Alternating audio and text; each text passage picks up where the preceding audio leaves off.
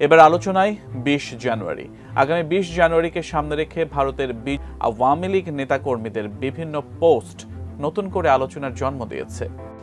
Turning to Bangladesh, we have seen the announcement that Prime Minister Hasina resigned from her position and departed. কি ছুটবে, কি হবে, কে ঢুকবে কিছু বলা যাচ্ছে না। আমরা তো বুঝতে পারছি আমি 20 তারিখের পর কোন দিক থেকে কোন দিকে কে ছুটবে, কে ঢুকবে, কে পালাবে কিছু বলা যাচ্ছে না। 20 জানুয়ারি দেশে ফিরতে পারেন সাবেক প্রধানমন্ত্রী শেখ হাসিনা, ভারত ও আমেরিকার কর্মকর্তাদের দাবি।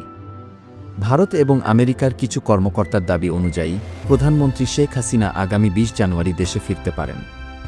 তাদের মতে ওই দিন বাংলাদেশের মাটিতে পা রাখবেন সাবেক প্রধানমন্ত্রী। এই দাবির পর দেশজুড়ে রাজনৈতিক অঙ্গনে শুরু হয়েছে উত্তেজনা।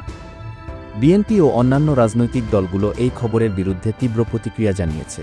বিএনপির একজন নেতা বলেছেন, বাংলাদেশের অভ্যন্তরীণ বিষয়ে অন্য দেশের হস্তক্ষেপ কোনোভাবেই গ্রহণযোগ্য নয়। অন্যদিকে ভারতীয় এক রাজনীতিবিদ মন্তব্য করেছেন, 20 তারিখের পর এই অবৈধ ইউনূস সরকার কোথায় পালাবে সেটাই এখন দেখার বিষয়। তার এমন বক্তব্য নতুন করে বিতর্ক সৃষ্টি করেছে। এদিকে আওয়ামী লীগের পক্ষ থেকে এ বিষয়ে কোনো আনুষ্ঠানিক প্রতিক্রিয়া এখনও জানানো হয়নি।